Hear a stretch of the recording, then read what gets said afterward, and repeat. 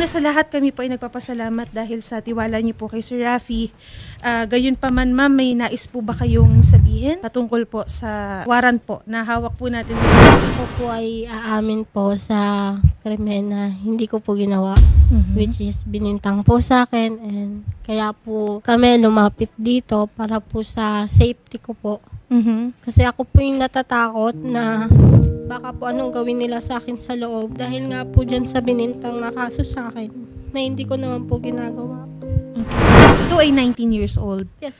Okay. So, sino itong nag-case sa'yo? Yung dati ko pong amo. Kayo po ay namamasukan sa kanya? Yes po. Okay. So, ang sinasabi ay ikaw daw ang may sala? Yes po. Sino daw yung biktima? Yung inalagaan ko po na anak niya na 9 months old. Kayo po yung mother, ma'am? Yes po. Opo. Pero kilala niyo po yung pamilya po na pinasukan niya, Yung ma'am? bali, yung pinaka-mother po nung victims na baby, ang Apo. dating kapitbahay po namin sa Cavite. Okay.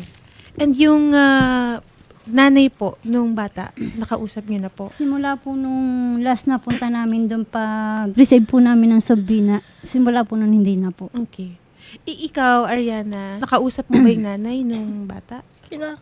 Nakakausap po namin nung pumunta po kami doon sa kanila. Nilagyan niya po ako ng kaso, sinampa niya po ako ng kaso na nagsalita po siya ng kahit hindi ka umamin or umamin ka, makukulong ka. Ano po yung mga pinanghawakan po na ebidensya po? Yung nagpa-medical legal daw po sila na may... Medical legal po? Yes po, na may pinasok daw po sa ari ng bata na matulis daw po.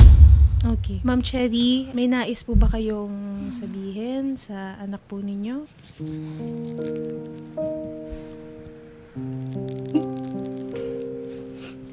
Ang ilan niya anak niyo po ba, ma'am, si Ariana po? Panganay. Panganay.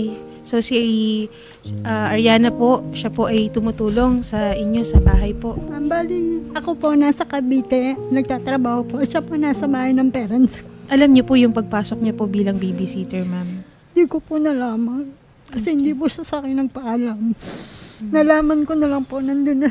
Kasi po ang dahilan po niya, hindi po siya nagpaalam sa akin dahil hindi ko daw po siya papayagan.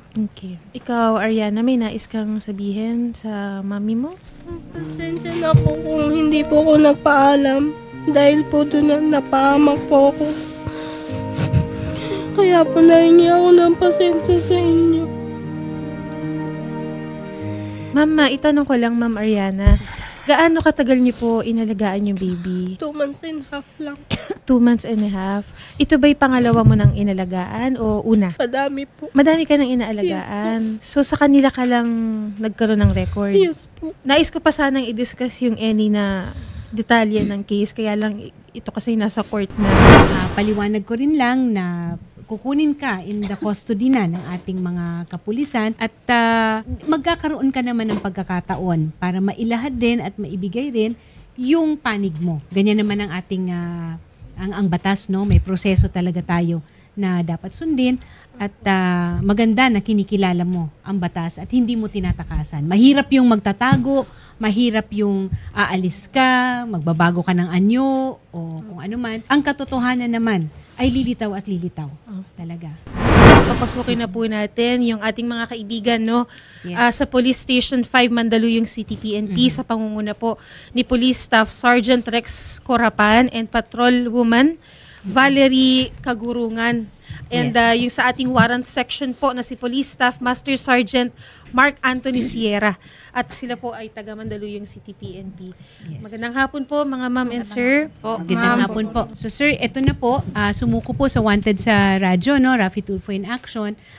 Si Ms. Ariana May Benoza kung saan, kung alin may warrant of arrest po sa kanya. Na meron naman talagang proseso, tino-turn over po namin siya sa inyo. Of age naman si Ariana. May nais po kayo sabihin? Regarding lang din po, of course, sa safety. Kasi sila po ay nagtungo dito sa tanggapan po ni Senator Raffy. Well, hindi na sila bago, attorney. Yung ating mga Sila ang ating kaibigan default. sa Mandaluyong PNP, kaibigan na natin yan. At alam na po nila ang protocol ni Senator Raffy na kami po ay lumalapit sa Mandaluyong PNP para po sa safety po ng mga sumusuko dito sa aming tanggapan. Opo, habang inaantay po natin yung commitment order na manggaling po sa branch kung saan galing po yung warrant, ay madedetain po muna siya sa custodial facility ng Mandaluyong City Police Station habang inaantay po yung commitment order. Okay. So doon muna kayo sa facility ng Mandaluyong Detention Center, Opo. no, hanggang sa makuha yung commitment order. Yung commitment order ho manggagaling doon sa Sa court po. sa court na branch. nag-issue Opo. ng warrant, 'di ba? Mga ilang araw po kaya ito after ninyo i-communicate niyo muna, 'di ba? Na nasa Opo, custody na ninyo. Mga ilang araw po kaya 'yon? Depende po Based sa sa kasi malayo po yung panggagalingan ng susundo sa kanya. Attorney, na kausap na po natin yung Chief of Police po ng Sagada, Okay. Mountain Province, at ibinigay na po natin sa kanila yung details po Okay. ng case po about po sa warrant po. Opo. Ma'am Cherry, ang anak po ninyo ay nakasuhan po ng sexual assault at ito po ay non-bailable. Not bailable. Meron po kayong naisabihin kay Ariana, ma'am? Yun lang po, magpakatatag siya doon. Okay. So galing dito, okay, susunduin siya. Tama ba ako? Opo, Tol. Susunduin siya ng Sagada. Opo. Ang mangyayari po niyan, Ma'am Ariana and Ma'am Cherry, kasama po ang reporter po ng Rafi Tulfo in Action, isasamahan po kayo sa tanggapan po Mandaluyong TNP para po ma-process na po natin and maibigay na rin po yung proper turnover po sa Sagada Mountain Province po. Dahil andun po kasi yung warrant niya, ma'am. Opo. Sige, sa labas, papa-asistehan ka na namin ni Rio. Nandyan yung reporter natin, ma'am. Sa Mandaluyong po muna siya. Ang tawag doon, detention facility. Opo, habang inaantay po natin yung commitment order na manggaling po sa Bontoc Mountain Province. Opo. Yung sa safety naman po niya, wala po kayong dapat ipag-alala. May reporter po kayo nakasama, ma'am. Po. And of course, we will make sure po na wala pong mangyayari. Pero ang sa amin po, ma'am, syempre, ito po ay may kaso. Aantayin po natin yung magiging result po ng kaso po na ito. Pero habang nililitis po ito, ma'am, kailangan po niyang sumama sa kapulisan at igagaranti naman po namin yung safety po ni Ariana. Sige po, ma'am. Salamat po, Ariana and Ma'am Cherry. Ang party list na masasandalan. AXIS! Ikaw po ba si Ma'am Ariana May Ibenoza, ma'am? Yes.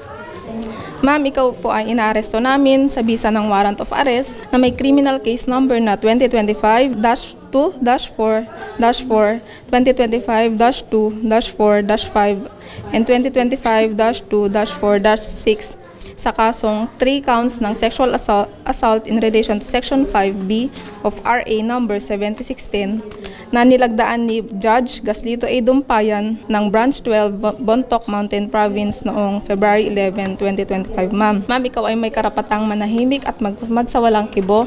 Ano man ang iyong sasabihin ay maaaring gamiting pabor o laban sa iyo sa anumang hukuman. Ikaw ay may karapatang kumuha ng iyong tagapagtanggol at kung wala kang kakayahan, ito ay pagkakalob sa iyo ng gobyerno. Nauunawaan at naiintindihan mo ba ito, ma'am? Yes po.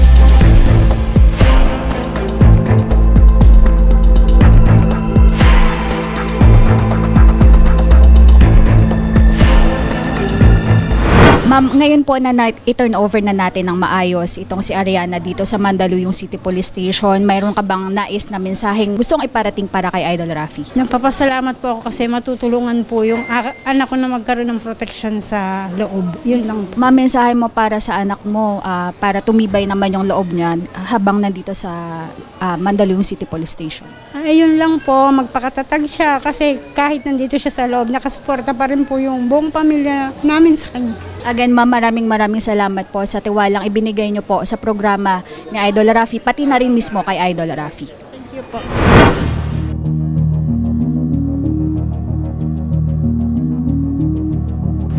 Unang-una, bakit si Idol Rafi ang iyong naisip na lapitan para sumuko? Kasi po, siya lang po yung alam namin na makakatulong sa akin. Lalo na sa mga lagi ko napapanood po sa YouTube is siya yung confident na tumulong as all na kailangan talaga ng tao. Which is, madaming lalapitan, but I choose Rafi Tulfo because siya yung walang alinlangan na tumulong sa iba. Kaya po maraming salamat po, Idol Rafi Tulfo.